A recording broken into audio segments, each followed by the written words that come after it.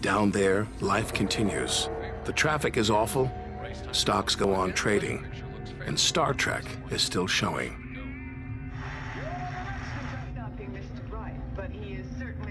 The Blue Jays will be without starter Jim Clancy for a couple of weeks. This morning. When we return home, if we return home, will it be the same? Will we be the same?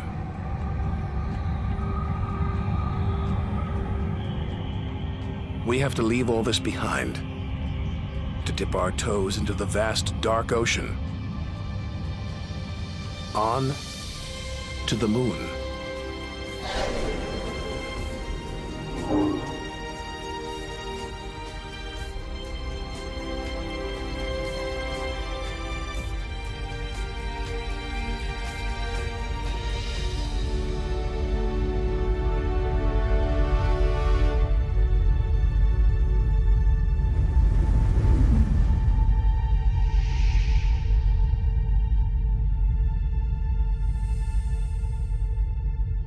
Dozens of astronauts have come this way before us. 12 walked on the moon itself. Just 250,000 miles from home. 3 days by spacecraft.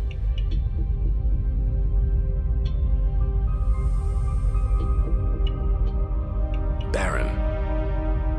Desolate. It's like a deserted battlefield, but oddly familiar. So close, we've barely left home.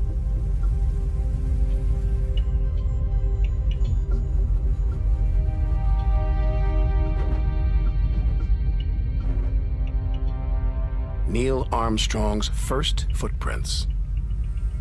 Looks like they were made yesterday. There's no air to change them. They could survive for millions of years. Maybe longer than us.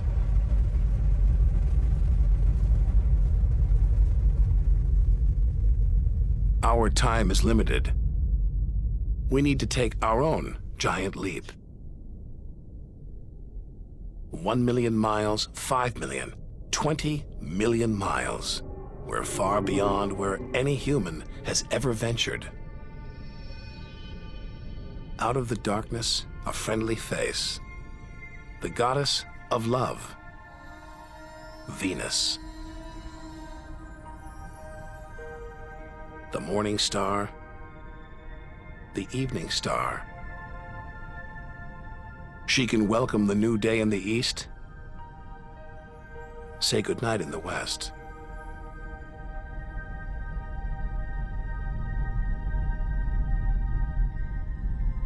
A sister to our planet, she's about the same size and gravity as Earth. We should be safe here. But the Venus Express space probe is setting off alarms. It's telling us these dazzling clouds, they're made of deadly sulfuric acid. The atmosphere is choking with carbon dioxide.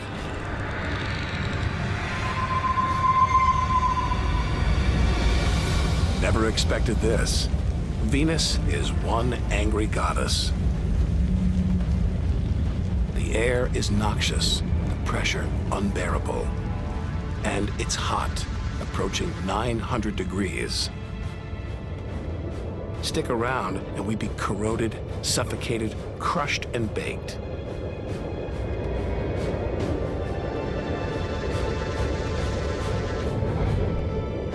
Nothing can survive here. Not even this Soviet robotic probe. Its heavy armor's been trashed by the extreme atmosphere.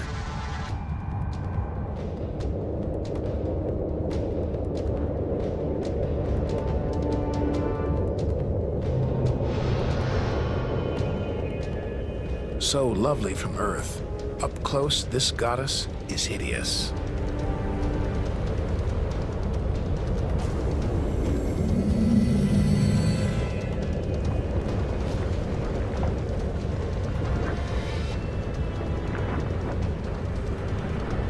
She's the sister from hell, pockmarked by thousands of volcanoes. All that carbon dioxide is trapping the sun's heat. Venus is burning up. It's global warming gone wild. Before it took hold, maybe Venus was beautiful, calm, more like her sister planet Earth. So this could be Earth's future. Where are the twinkling stars, the beautiful spheres gliding through space? Maybe we shouldn't be out here. Maybe we should turn back. But there's something about the sun, something hypnotic, like the Medusa, too terrible to look at, too powerful to resist. Luring us onwards, on, like a moth to a flame. Wait, there's something else, obscured by the sun. It must be Mercury. Get too close to the sun, this is what happens. Temperatures swing wildly here. At night, it's minus 275 degrees. Come midday, it's 800 plus. Burnt, then frozen.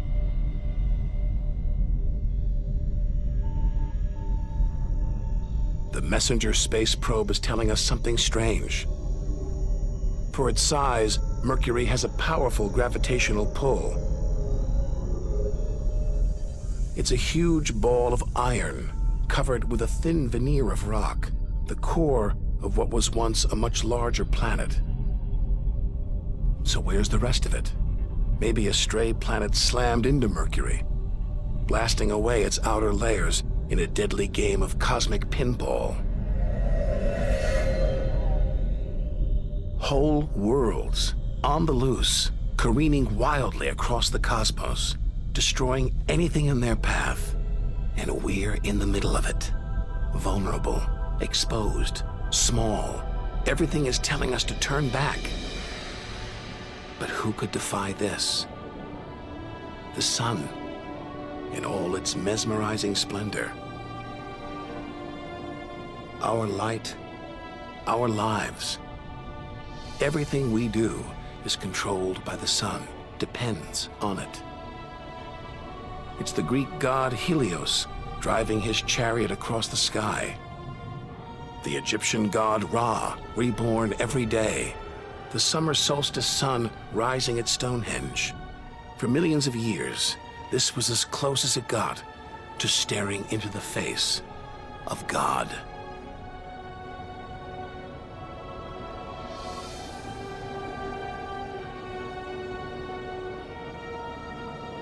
It's so far away. If it burned out, we wouldn't know about it for 8 minutes.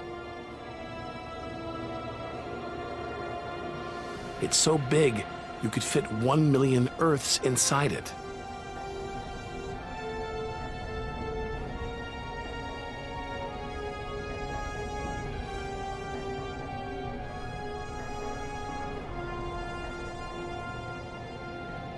But who needs numbers? We've got the real thing. We see it every day, a familiar face in our sky. Now, up close, it's unrecognizable. A turbulent sea of incandescent gas. The thermometer pushes 10,000 degrees. Can't imagine how hot the core is. Could be tens of millions of degrees.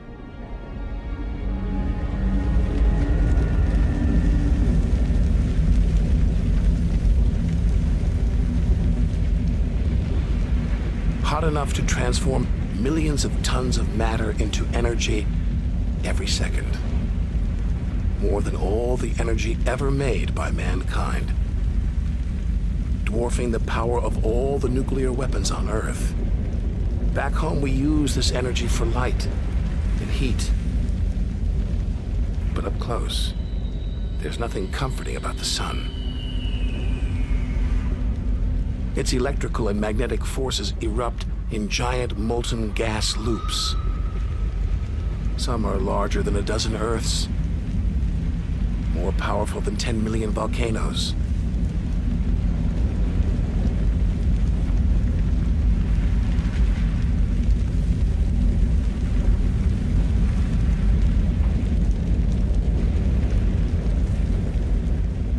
they burst through, they expose cooler layers below, making sunspots. A fraction cooler than their surroundings, sunspots look black, but they're hotter than anything on Earth. And massive. Up to 20 times the size of Earth.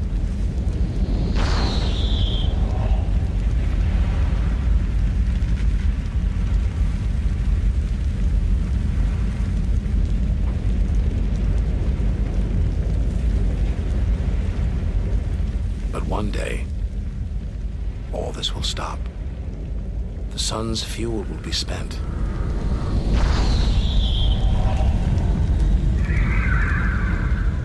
And when it dies, the Earth will follow.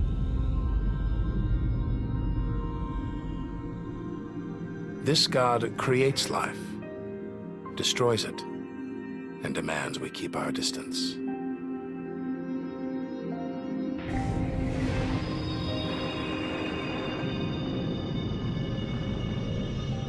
This comet strayed too close. The sun's heat is boiling it away, creating a tail that stretches for millions of miles.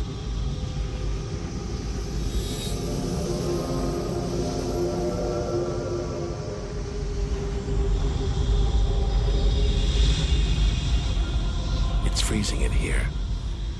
There's no doubt where this comet's from, the icy wastes of deep space. But all this steam, geysers and dust, it's the sun again, melting the comet's frozen heart.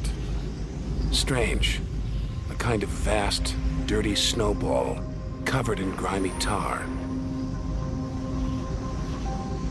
Tiny grains of what looks like organic material preserved on ice since who knows when. Maybe even the beginning of the solar system. Say a comet like this crashed into the young Earth billions of years ago. Maybe it delivered organic material and water, the raw ingredients of life. It may even have sown the seeds of life on Earth that evolved into you and me.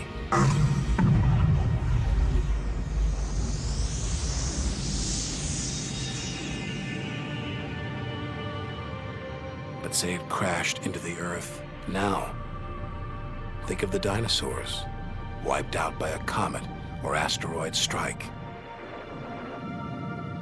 It's only a question of time. Eventually, one day, we'll go the way of the dinosaurs.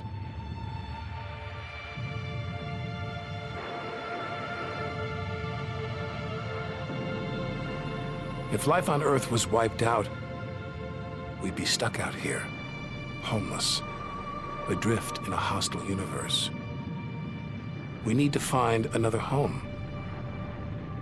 Among the millions, billions of planets, there must be one that's not too hot, not too cold, with air, sunlight, water, where like Goldilocks, we could comfortably live. The Red Planet. Unmistakably, Mars. For centuries, we've looked to Mars for company, for signs of life.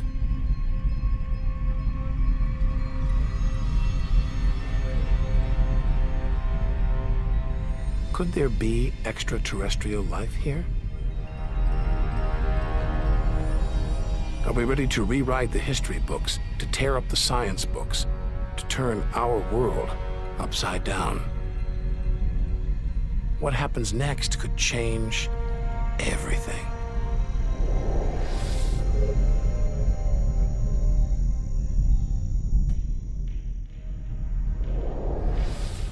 Mars is the planet that most captures our imagination. Think of B-movies, sci-fi comics. What follows? Martians. It's all just fiction, right? But what if there really is something here? Hard to imagine, though, up close. This is a dead planet. The activity that makes the Earth livable shut down millions of years ago here. Red and dead. Mars is a giant fossil.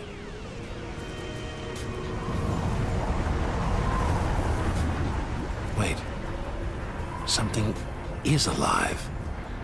A dust devil, a big one, bigger than the biggest twisters back home. There's wind here, and where there's wind, there's air. Could that air sustain extraterrestrial life?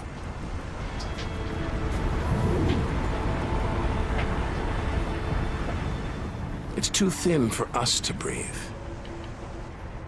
And there's no ozone layer. Nothing to protect us against the sun's ultraviolet rays. There is water, but frigid temperatures keep it in a constant deep freeze. It's hard to believe anything could live here.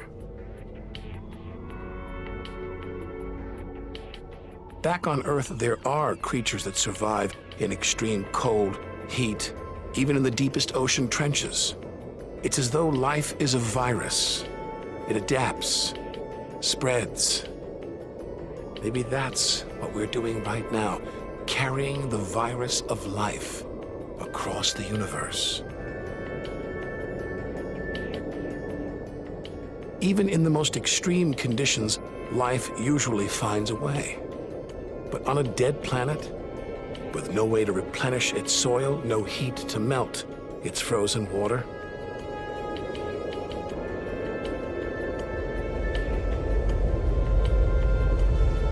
all this dust, it's hard to see where we're going.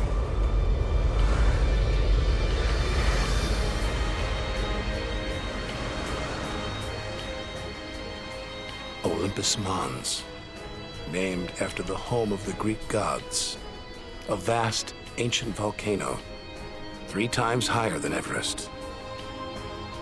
There's no sign of activity. Since its discovery in the 1970s, it's been declared extinct. Hang on. These look like lava flows, but any sign of lava should be long gone, obliterated by meteorite craters. Unless this monster isn't dead, just sleeping. There could be magma flowing beneath the crust right now, building up, waiting to be unleashed.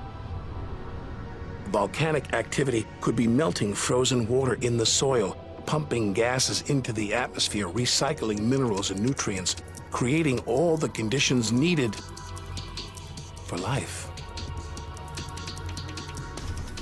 This makes the Grand Canyon look like a crack in the sidewalk.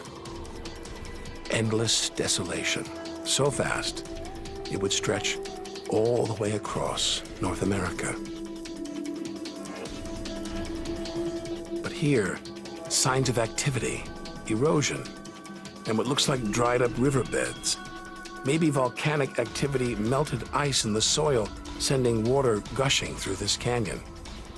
Underground volcanoes could still be melting ice, creating water. And where there's water, there could be life.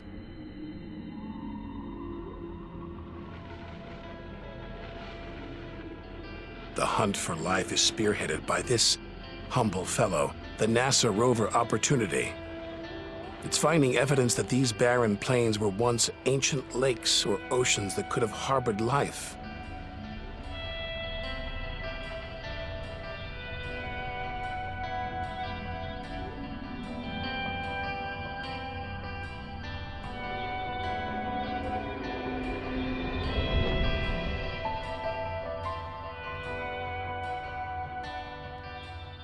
Look at those gullies. Probes orbiting Mars keep spotting new ones. More proof that Mars is alive and kicking. That water is flowing beneath its surface right now. Water that could be sustaining Martian life.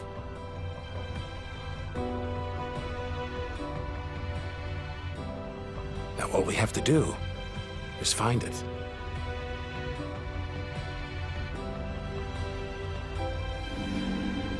Maybe we've already found what we're looking for on Earth. Some think that life started here and then migrated to Earth. An asteroid impact could have blasted fragments of Mars, complete with tiny microbes, out into space and on to the young Earth where they sowed the seeds of life. No wonder we find Mars fascinating. This could be our ancestral home. It could be we are all Martians. The Mars we thought we knew is gone, replaced by this new active changing planet. And if we don't know Mars, our next door neighbor, how can we imagine what surprises lie ahead?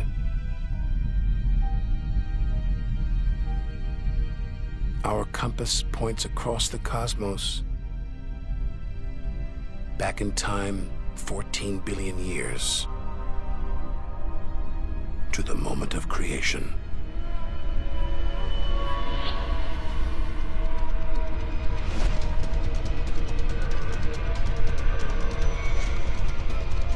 This is getting scary. It's like being inside a giant video game.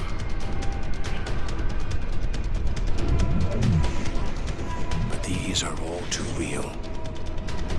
Asteroids, some of them hundreds of miles wide. This one must be about 20 miles long. And there, perched on it, a space probe. Can't have been easy parking on an asteroid traveling at 50,000 miles an hour. It's a lot of effort just to investigate some rubble. Rubble that regularly collides, breaks up, and rains down on Earth as meteorites. Our ancestors saw shooting stars as magical omens, and they were right. Rubble like this came together to make the planets, including our own. Pretty magical. By dating the meteorites found on Earth, we can tell the planets were born 4.6 billion years ago. These are the birth certificates of our solar system. For some reason, these rocks didn't form into a planet. Something must have stopped them. Something powerful.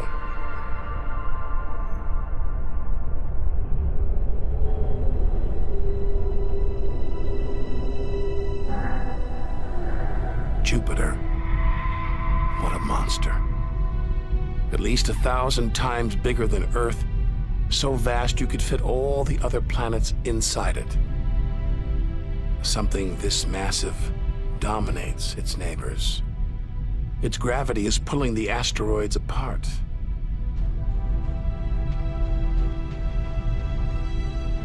And it's breathtaking.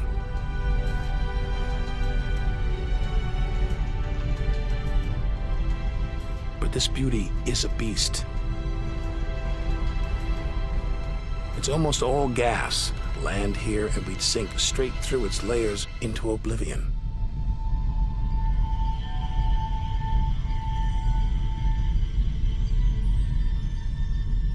And Jupiter's good looks, the product of ferocious violence. It's spinning at an incredible rate, whipping up winds to hundreds of miles an hour, contorting the clouds into stripes, eddies, whirlpools. And this, the legendary Great Red Spot. The biggest, most violent storm in the solar system. At least 3 times the size of Earth, it's been raging for over 300 years. All these churning clouds must have sparked an electrical storm. Just one bolt is 10,000 times more intense than any at home.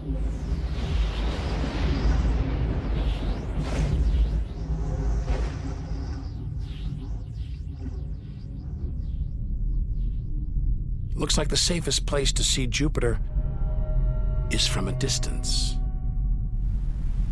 Up there at the poles, those dancing lights, they're like the auroras back home.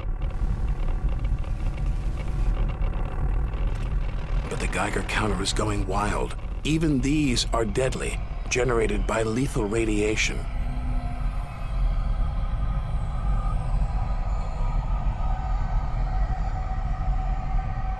Out here, nothing is what it seems. The universe is full of terrors, traps,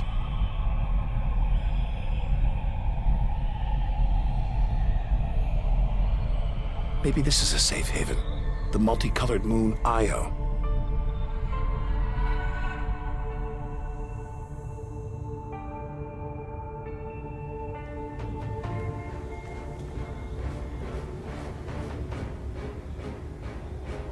Wrong.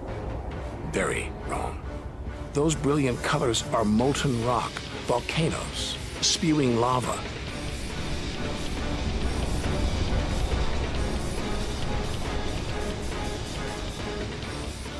Our journey across the universe is turning into a struggle for survival.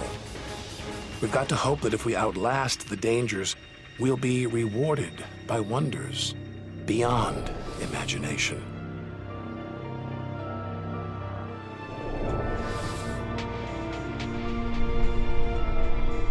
"400 million miles from Earth. Flying a commercial airliner here would take nearly a century. What a weird-looking place. And yet, strangely familiar. A bit like the Arctic, with all that ice, all those ridges and cracks.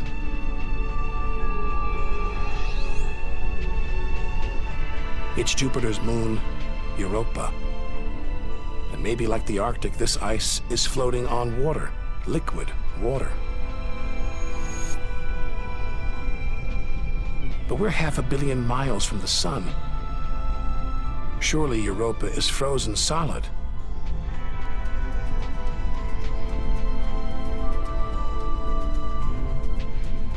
Unless Jupiter's gravity is creating friction deep inside, heating the ice into water, allowing life to develop in the waters beneath its frozen crust. We might be feet away from aliens. From a whole ecosystem of microbes, crustaceans, maybe even squid.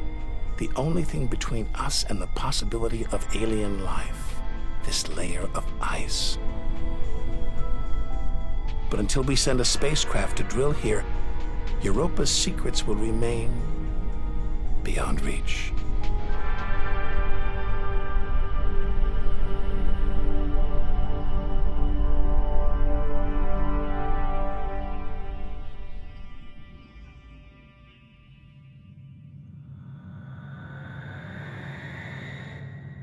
It's captivated our imaginations, haunted our dreams. And here it is, spinning before our eyes. Saturn, named for the Roman god who reigned over a golden age of peace and harmony.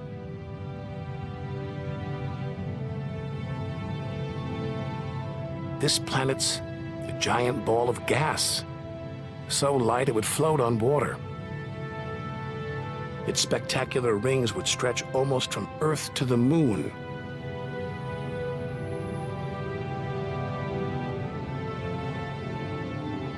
There's the Cassini orbiter. It's picking up ghostly radio emissions, probably generated by auroras around Saturn's poles. This is the real music of the spheres. Cassini's telling us where these rings came from. They're the remnants of a moon shattered by Saturn's gravitational pull. Incomparable beauty from total destruction.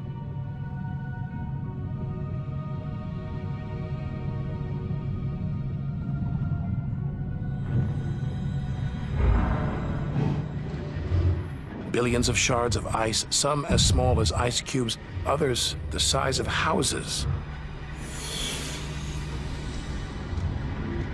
They collide, break apart, reassemble. It's like a snapshot of our early solar system. as dust and gas orbited the newly born sun, and gravity worked its magic, pulling the lumps together until from space trash like this, our home emerged.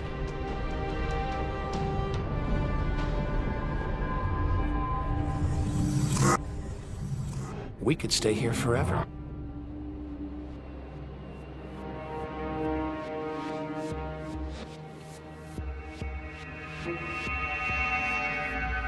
But there's so much further to go, so much more to see.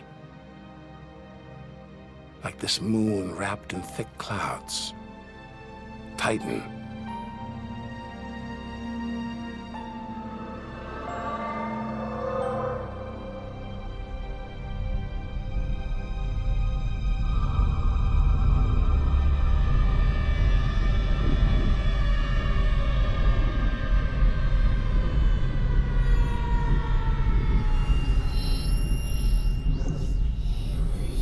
There's an atmosphere down here. There's wind, rain, even seasons. Rivers, lakes, and oceans. It looks so familiar, so similar to Earth.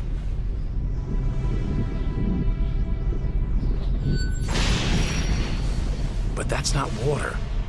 It's liquid natural gas. Hundreds of times more natural gas than all the Earth's oil and gas reserves.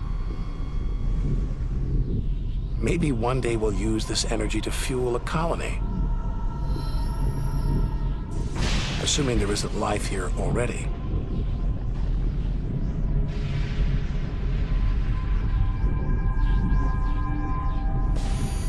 The Huygens space probe is here to find out. It's telling us there's organic material in the soil. But it's so cold, minus 300 degrees. There's no way life could develop. Unless Titan warms up. The sun is supposed to get hotter. When it does, maybe life will spring up here, just like it did on Earth. And as the Earth gets too hot for us, maybe we'll move to Titan. One day we might call this distant land home.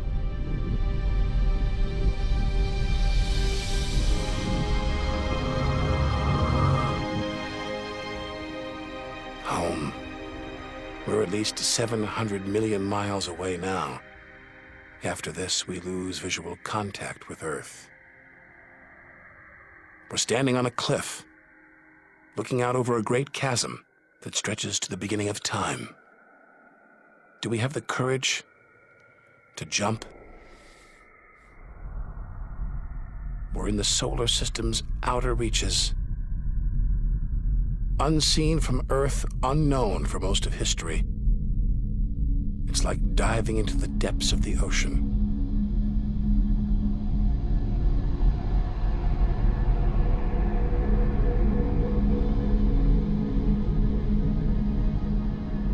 Those rings make it look like Uranus has been tilted off its axis, toppled over by a stray planet.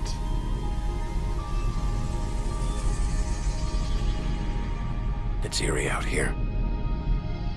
Already beginning to feel small, lonely. Maybe this is how we'll feel at the edge of the universe.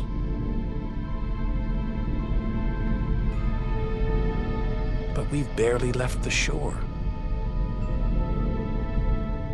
If the solar system was 1 mile wide, so far we've traveled about 3 inches.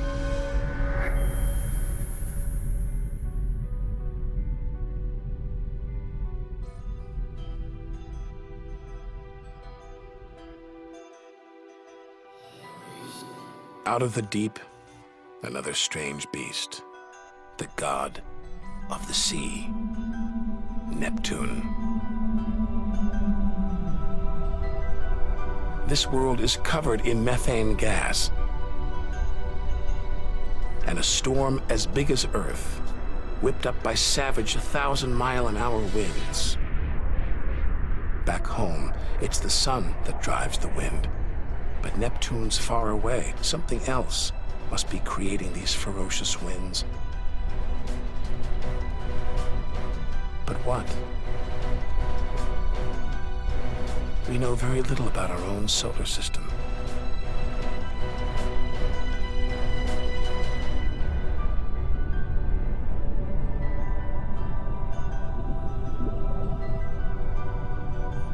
After all those balls of gas, a solid moon. Triton. Solid, but not stable. Just look at those geysers, cosmic smokestacks, pumping out strange soot.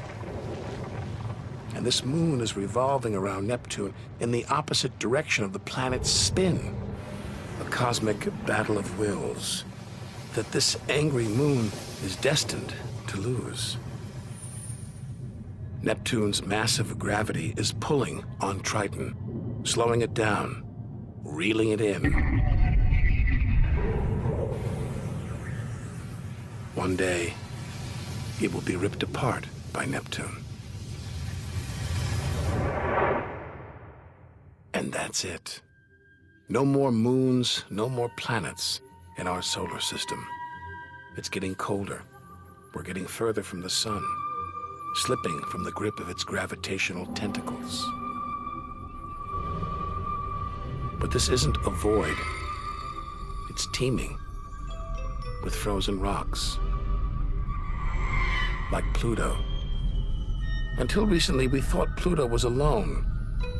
Beyond it, nothing. We were wrong. More frozen worlds. Discoveries so new nobody can agree what to call them. Plutinos, ice dwarfs, cubewanos. Our solar system is far more chaotic and strange than we had imagined. Now we're 8 billion miles from home. The most distant thing ever seen that orbits the sun. Another small, icy world, Sedna, discovered in 2003. Its orbit takes 10,000 years to complete.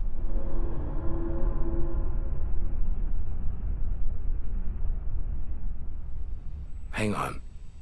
There's something else out here. 10 billion miles from home, the space probe Voyager 1. This bundle of aluminum and antennae give us close-up views of the giant planets and discovered many of their strange moons. It's traveling 20 times faster than a bullet, sending messages home.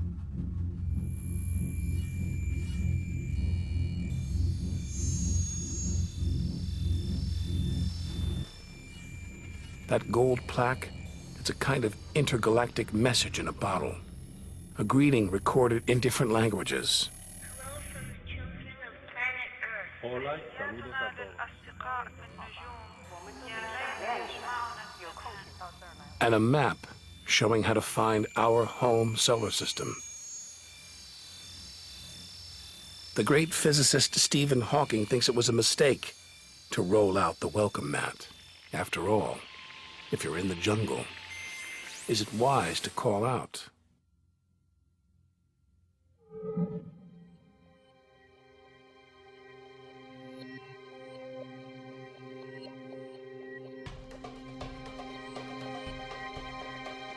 These comets look like the ones we saw earlier.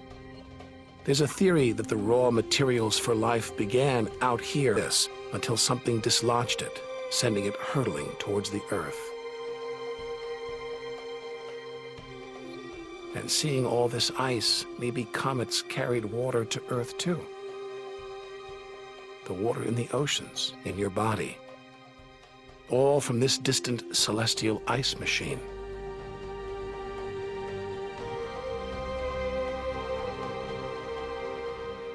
We're 5 million, that's 5 trillion miles from home. But this is still only a baby step. Ahead, Trillions of miles, billions of stars. Time to stop looking back and start looking ahead.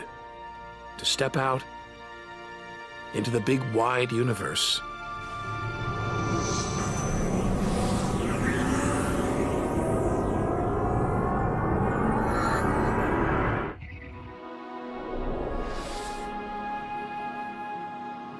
Interstellar space.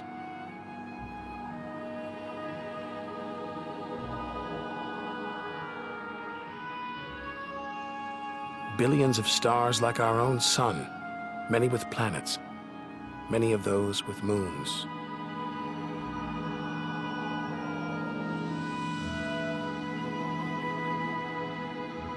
It's hard to know which way to go. There are infinite possibilities. We're going to need a serious burst of acceleration.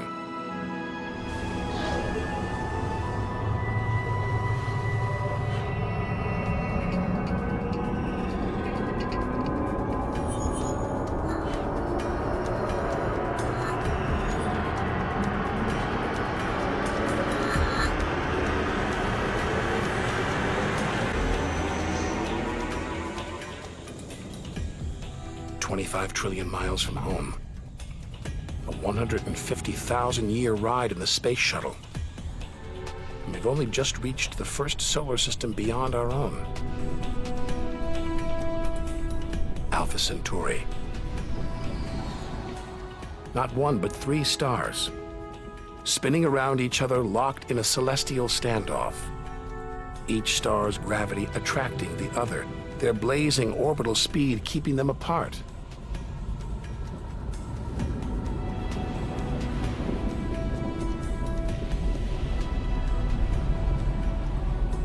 Get between them and we'd be vaporized. Trillions of miles from home. So far that miles are becoming meaningless. Out here we measure in light years. Light travels 6 trillion miles a year, so we are over 4 light years from home. Distances so vast, they're mind-boggling.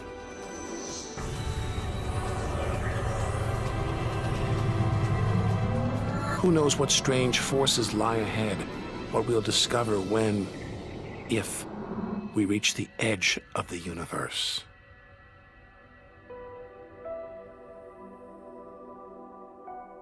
Ten light years from Earth, the star Epsilon Eridani.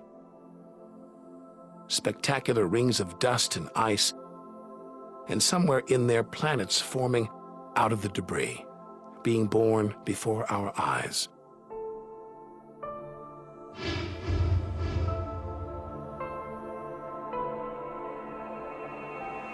Asteroids and comets everywhere.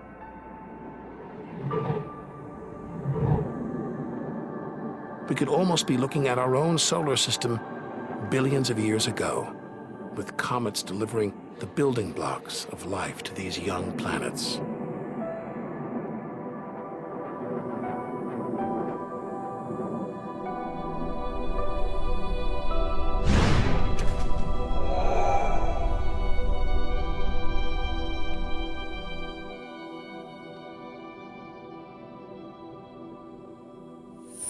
At the center of all the action, a star smaller than our sun, still in its infancy.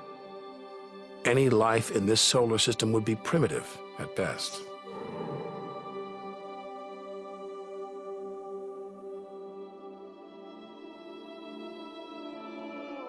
There must be more mature solar systems out here, but finding them is like looking for a needle in a cosmic haystack.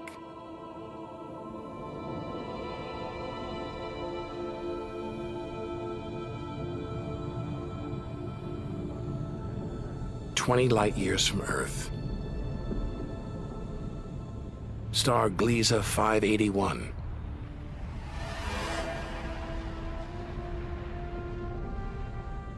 It's about the same age as our sun.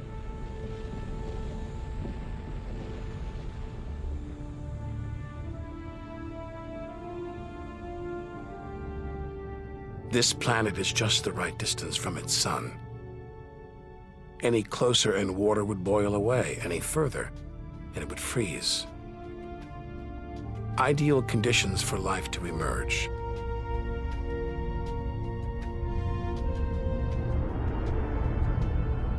And if a comet has struck, delivering water and organic materials, then life, complex beings like us, even civilizations like our own, could be down there, right now.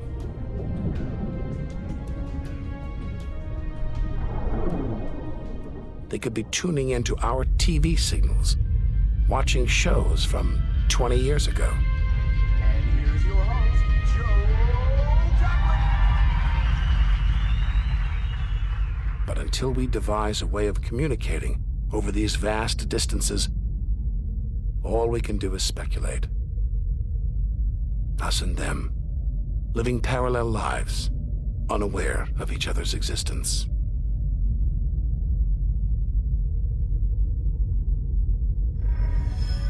Unless life has come and gone.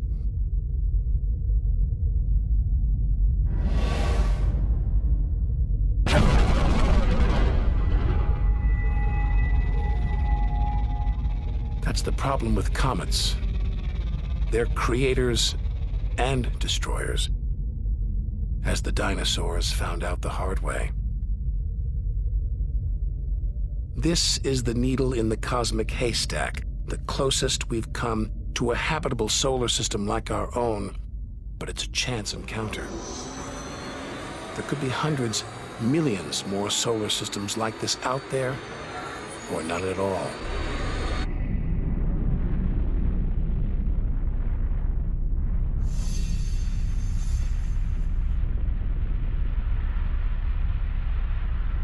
Some of the atmosphere on this planet, Bellerophon, is being boiled away by its nearby star.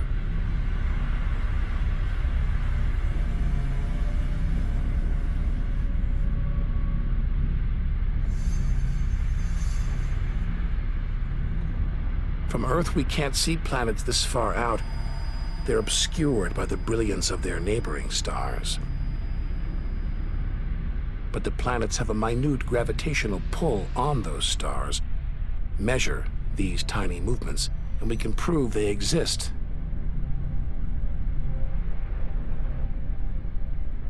That's how we tracked down Bellerophon in the 1990s.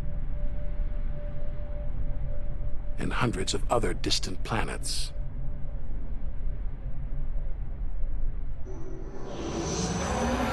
"65 light years from Earth. Turn on your TV here and you'd pick up Hitler's Berlin Olympics."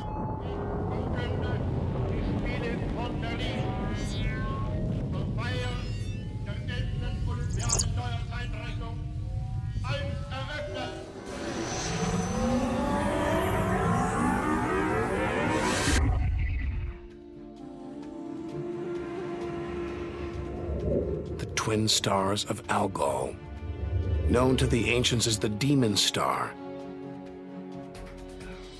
From Earth, it appears to blink as one star passes across the other. Up close, it's even stranger. One star is being sucked towards the other.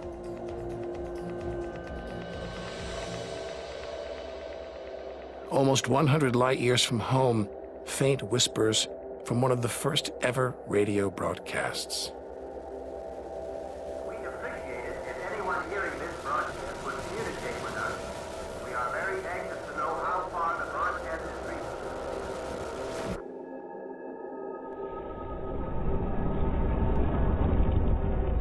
From here on out, it's as if the Earth never existed.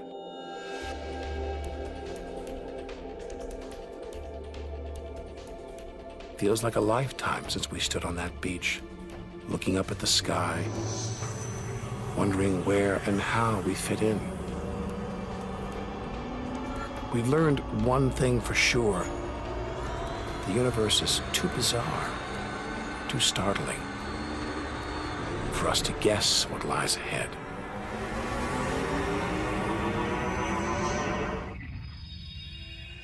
Deep inside our galaxy, the Milky Way. Pinpricks of light that have inspired 1,001 tales. The Seven Sisters, the daughters of the ancient Greek god Atlas, transformed into stars to comfort their father as he held the heavens on his shoulders.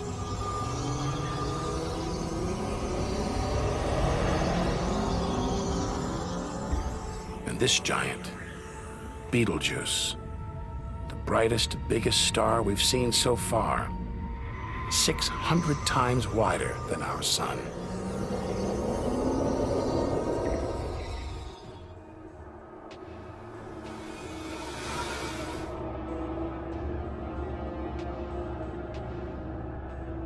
But this, it's not a star,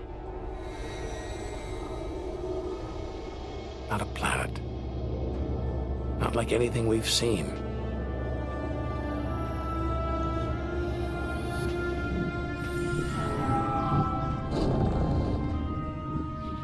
A ghostly specter more than 1,300 light years from Earth, Orion's dark cloud. Dust and gas shrouding us.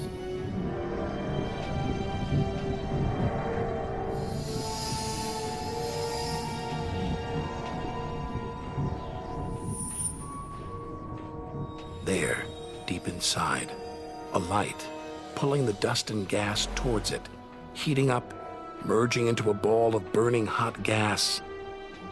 Like a star, like our sun, in miniature. Inside, it's millions of degrees. So hot it's beginning to trigger nuclear reactions, the kind that keep our sun shining, making energy, radiation, light. A star is being born.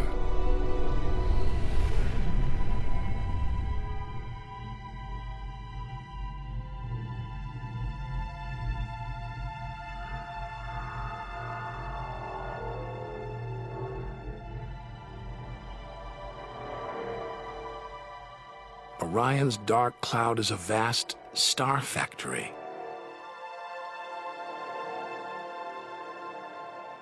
We're witnessing the birth of the future universe.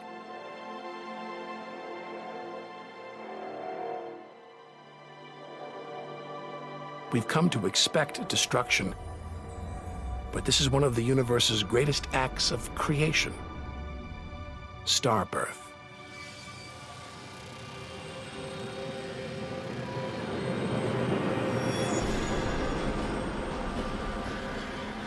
This doesn't look right.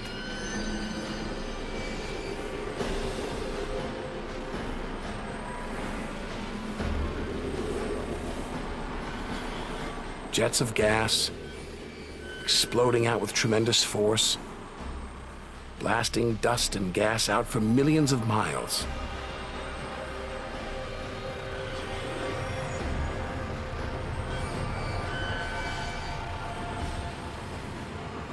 It's unbelievably violent and creative.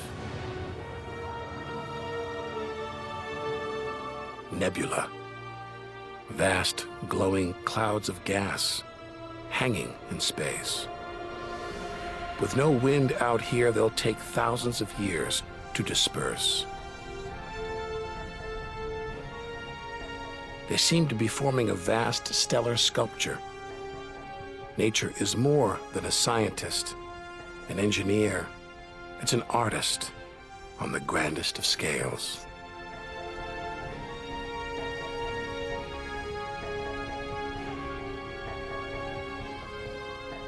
And this is a masterpiece.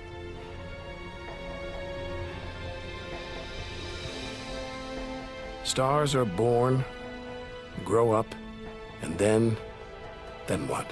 Do they die? Do they slip quietly into the night or go out with a bang?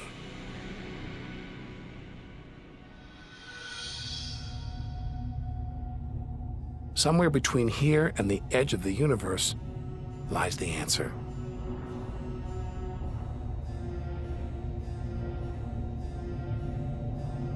luminous clouds suspended in space, encircling what was once a star like our own sun.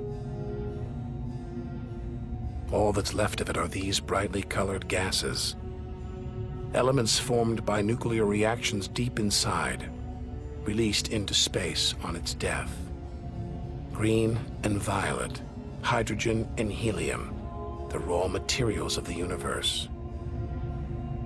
Red and blue, nitrogen and oxygen, the building blocks of life on Earth. For us to live, stars like this had to die. Every atom in our body was produced by nuclear fusion. In stars that died long before the Earth was even born. We are all the stuff of stars. Our family tree begins here.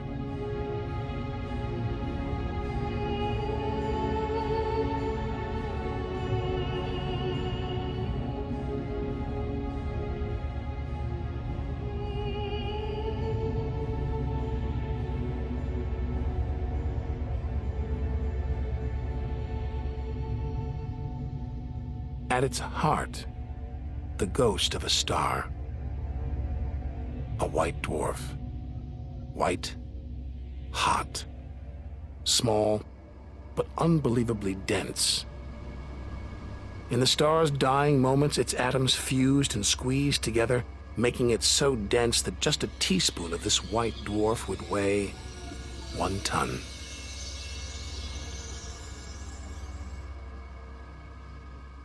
It's a chilling premonition of our sun's fate. 6 billion years from now, it'll become a white dwarf. Its death will herald the end of life on Earth. Makes you wonder how many other worlds have come and gone. Celestial stories left untold. Lost forever. But the greatest story of them all is still to be told. We must go back through time to the very first chapter to learn how the universe began.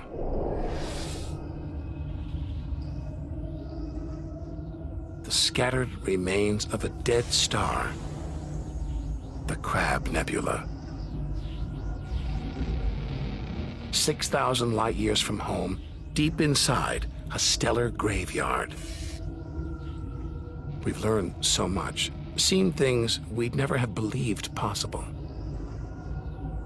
Now sights like this, wonders once beyond imagination, we take in our stride. We're ready to face whatever lies ahead, determined to reach the edge of the universe. This is the calm after the storm, after a massive explosion, a supernova that turned a star into dust and gas.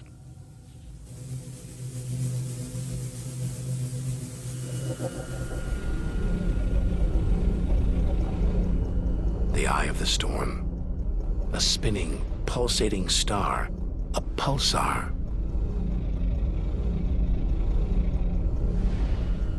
Gravity has squeezed the giant star's core down to this. It's just 12 miles across, unimaginably dense. One pinhead of this would weigh hundreds, maybe millions of tons. And as it shrank, like a figure skater spinning on the spot, arms outstretched, then pulling them in, it began to spin faster. 2 beams of light, energy, radiation, spinning 30 times a second, powering the huge cloud of dust and gas. There's so much radiation here, more even than on the sun.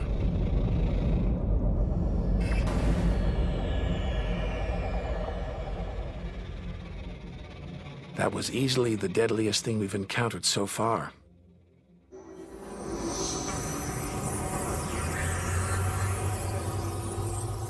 Once it would have terrified us. But now we realize that without the dangers, there'd be no wonders. Without the nightmares, there'd be no dreams.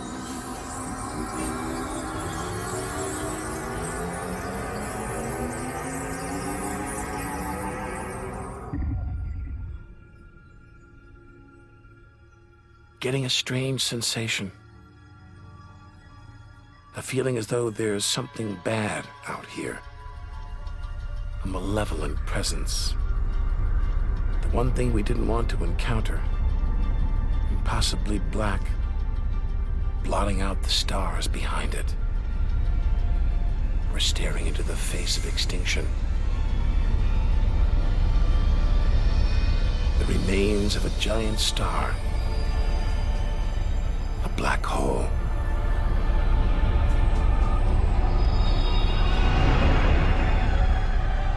Far denser than a pulsar. And impossible to resist.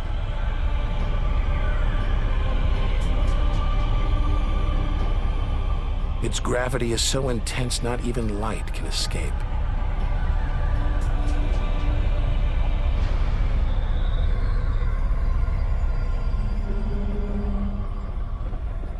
This asteroid, it's a lump of solid rock, but it's actually stretching, being dragged towards the gaping hole.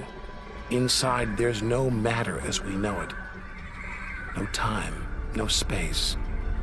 All the rules of physics collapse.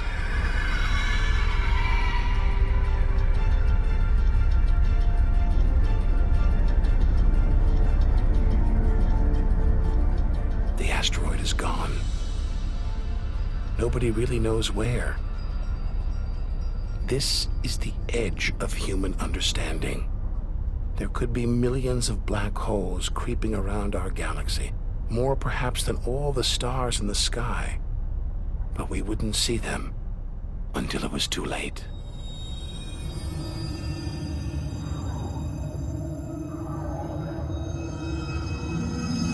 Like this star, spiraling, disappearing down an invisible sinkhole. Who's to say we don't live inside a vast black hole? That the whole universe isn't inside one right now, inside another universe. Think about it for too long and your mind reels. Sometimes it feels like the more we see, the less we know.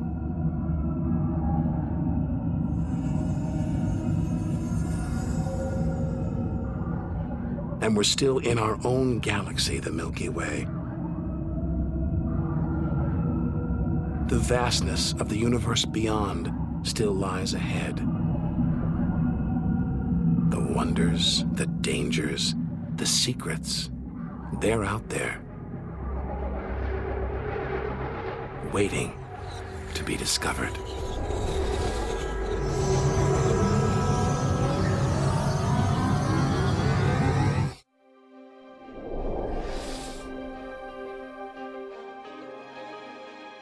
"7,000 light years from home."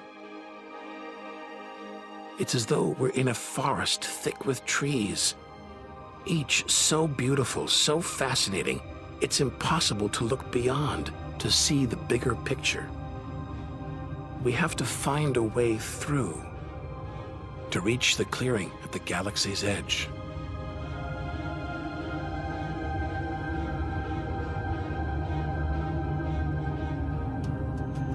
But faced with sights like this, it's hard to leave. A colossal, glowing cloud, topped by these great towers of dust, the pillars of creation, like a gateway into the unknown. A star factory packed with embryonic star systems, each larger than our solar system.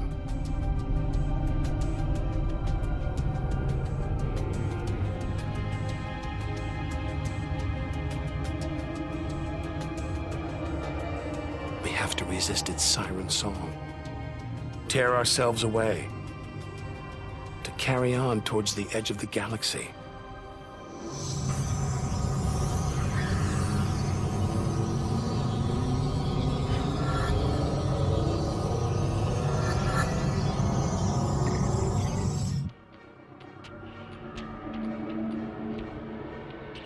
Dazzled by the Milky Way's beauty, we've been blinded to its terrors and strayed into a cosmic minefield.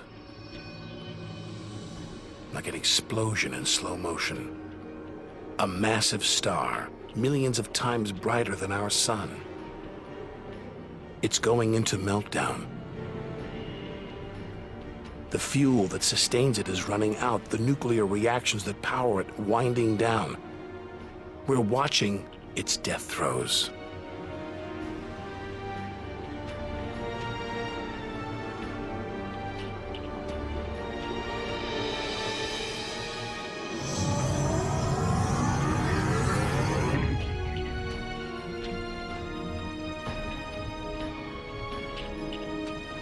An even bigger, dangerously unstable star.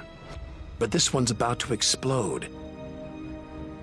And when a star this big dies, it's 100 times more violent than a supernova. We've stumbled into the most violent star death of all, a hypernova.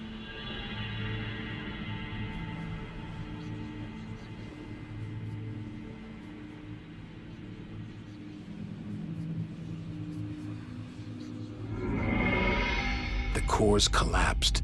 It's becoming a black hole.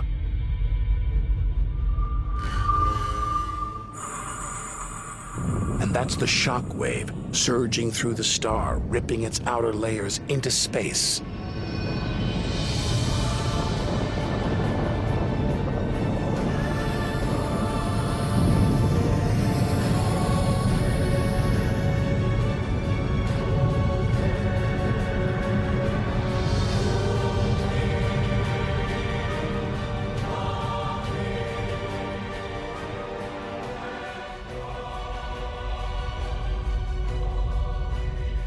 Deadly hypernovas, frozen comets, scorched planets, white dwarfs, red giants.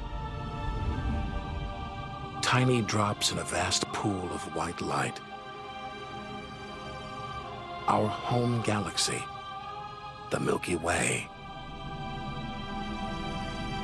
We wanted to know where we fit in. Here's our answer.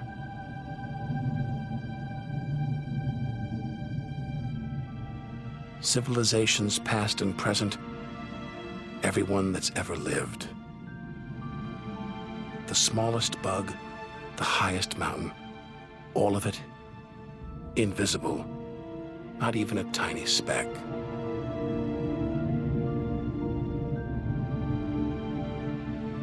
Our home is a minor planet orbiting an insignificant star. If it disappeared right now, who would even notice? And yet, so far we've found nowhere else we would rather live, nowhere we could live. It's only now, far from home, that we're beginning to truly appreciate it.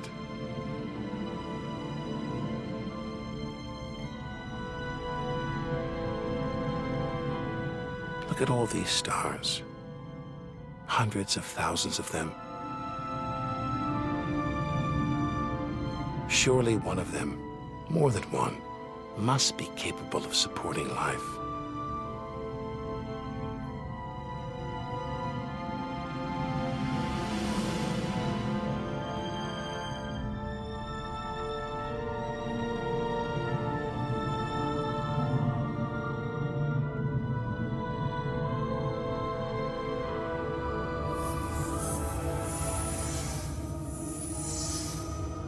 Maybe here in this swarm of stars, the Great Cluster.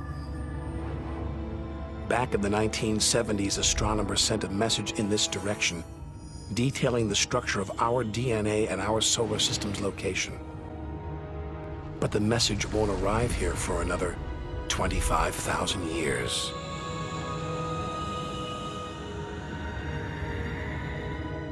We haven't found alien life yet. But neither have we found any reason to believe it isn't out there, somewhere. There's an equation devised to estimate the number of other advanced civilizations. The result is startling. there could be millions of civilizations just in our own galaxy.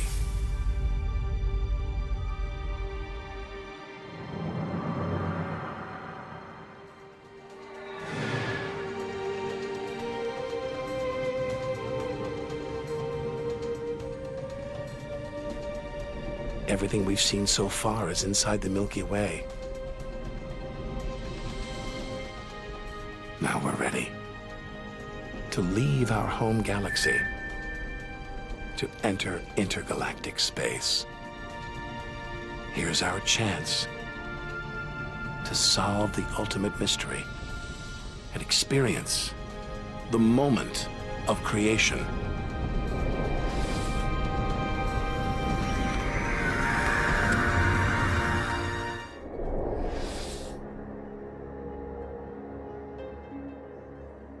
Beyond the Milky Way, through the vast expanse between galaxies, against all the odds, we've made it to intergalactic space.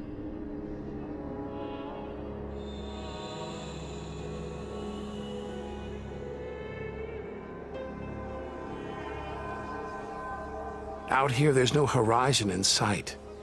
Even the closest galaxies are hundreds of thousands of light years away. The remains of galaxies ripped apart by the Milky Way's huge gravitational pull, scattered among nothing.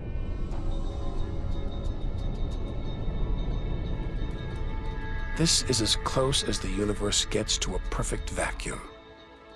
But even this isn't totally empty. There are thin wisps of gas, fine traces of dust, and something else.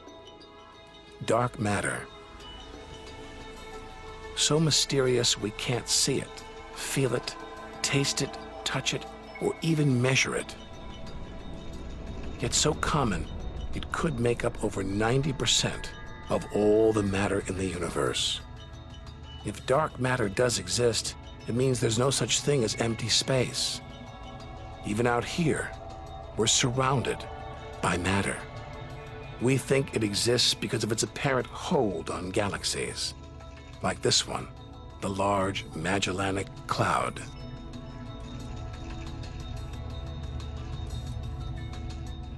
A 6 billion-year journey in today's fastest spacecraft, 160,000 light years from the Milky Way at the edge of its gravitational reach. This galaxy should spin off into space, but something is holding it here, something invisible, powerful. Dark matter. Stars, clusters of stars, nebulae. It's a vast astronomical treasure trove.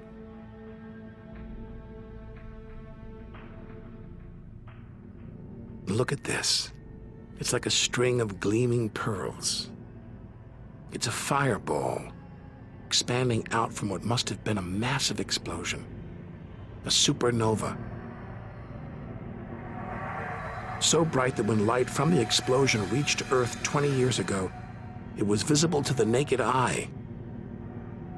And so violent, it triggered a string of nuclear reactions, forcing atoms together, creating new elements: gold, silver, platinum, blasting them out into space.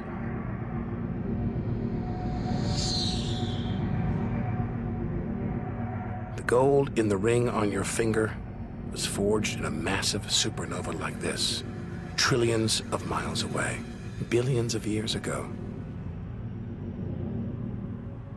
Before we left home, the universe seemed separate, something out there, up in the sky. But now we know better. We are the universe, and it is within us.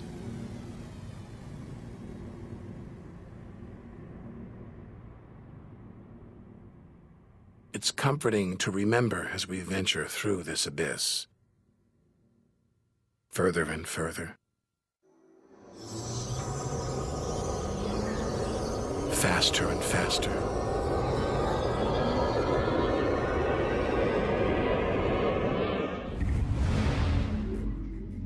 The Andromeda Galaxy, 2.5 million light years away. It's racing through space. Everything blown apart like shrapnel in an explosion. We're seeing this galaxy as it was when our ape-like ancestors first walked on the African plains.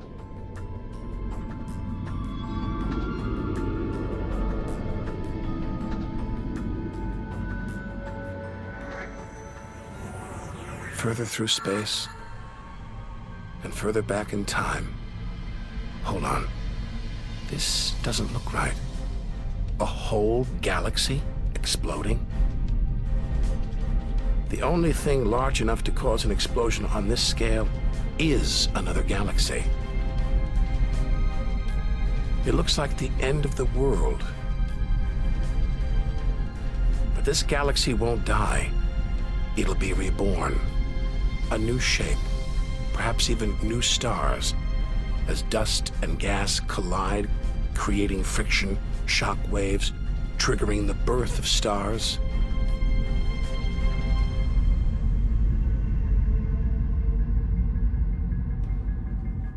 There's order in this chaos, a pattern behind the infinite variety, an endless cycle of birth and death, creation and destruction. It's a pattern woven through the vast fabric of space that binds each of these galaxies. There are billions of galaxies, each with billions, even trillions of stars. Maybe more stars than there are grains of sand on all the beaches on Earth.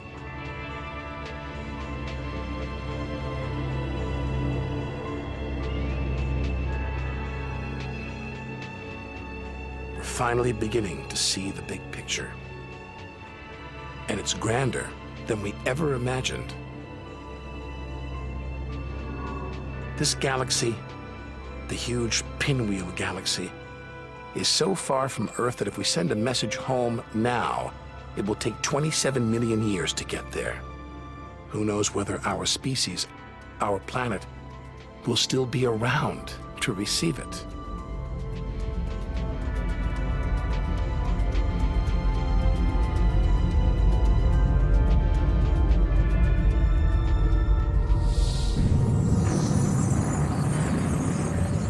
We travel on, back through time. Past the point where the dinosaurs were wiped out. Past the moment where the first creatures crawled onto land.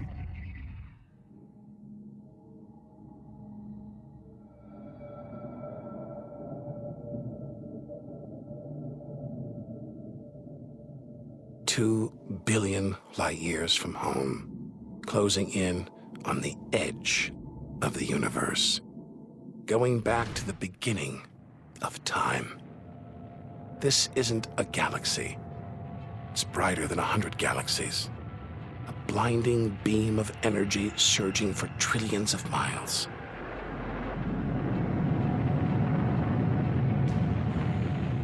Something this big, this bright, must be incredibly powerful. Experience tells us, out here, power equals danger. It looks like a quasar, the deadliest thing in the universe. Our journey could be over.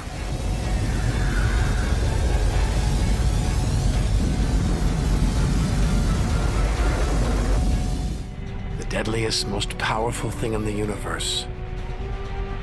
Quasar. A swirling cauldron of superheated gas.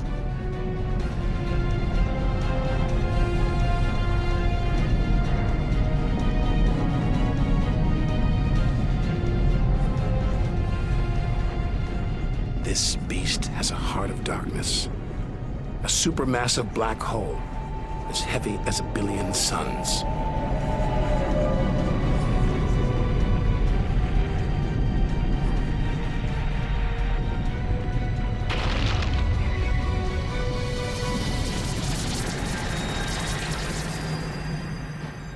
It's ripping apart whole stars, devouring them until they're nothing, lost forever from the visible universe.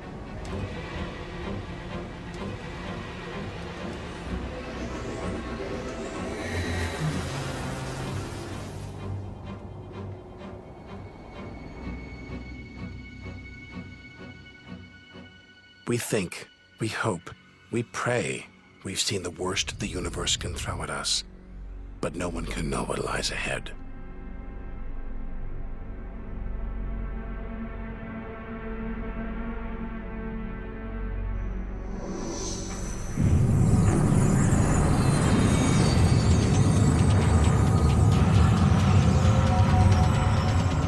We'll need to go further, go faster.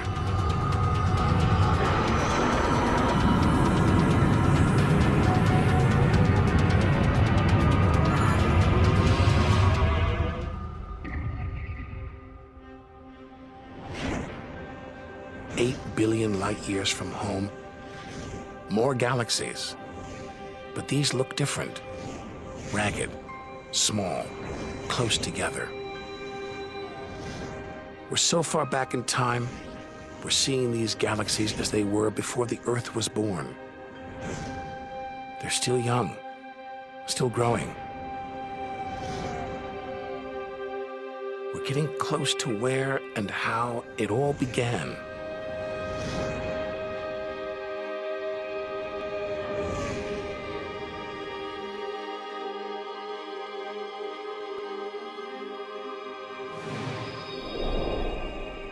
Look at the galaxies now. They're more like primitive plankton, floating in a vast dark ocean.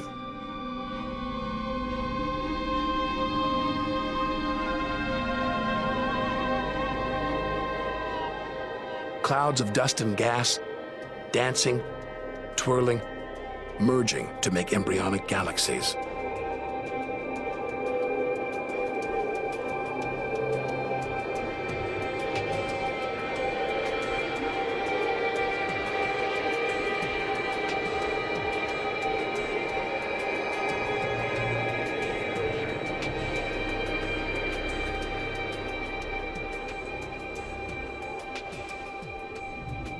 They're disappearing.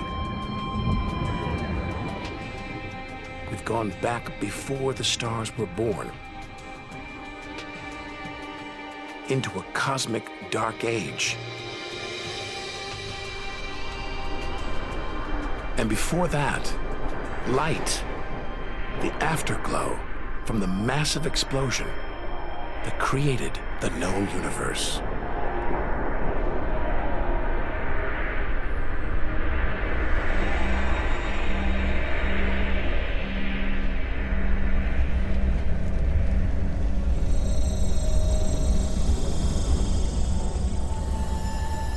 This is it. We've made it. The edge of the universe. 80 billion trillion miles from home. 13.5 billion years ago.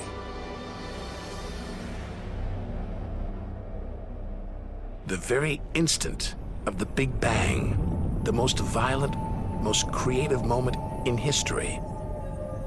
Everything that's ever happened follows from this moment.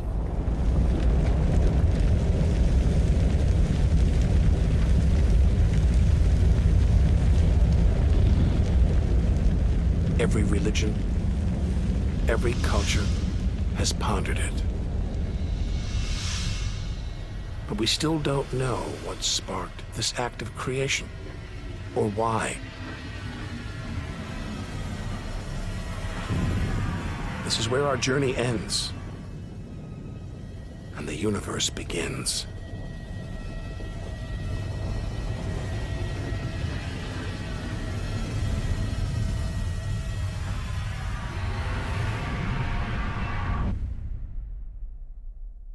An infinitely hot, small, dense point erupts.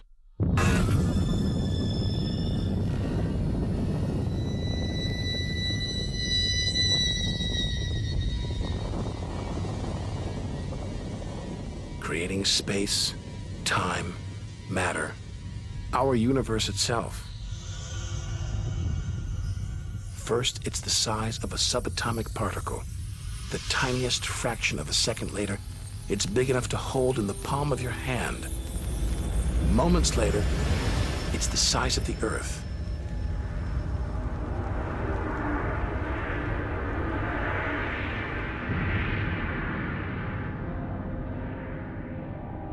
Today, the light from the Big Bang is still spreading out. You can hear it as a radio hiss. See it as television static.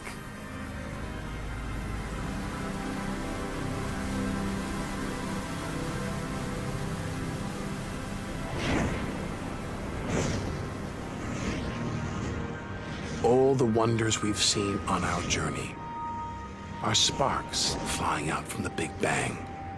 Galaxies, stars, planets, all cosmic debris. We go forward through time, riding the blast wave.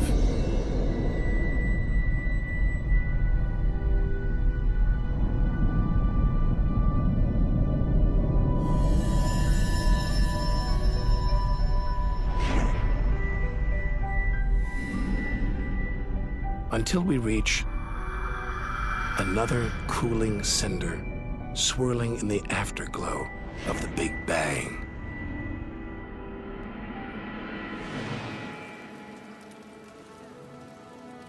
We're back where we started, home. Only now can we really know it. Smaller, more fragile than we ever imagined. Destined to die, swallowed by a dying sun. But we shouldn't despair. We should rejoice. We've managed to experience the wonders of the universe. We should celebrate our achievements and enjoy our moment in the sun.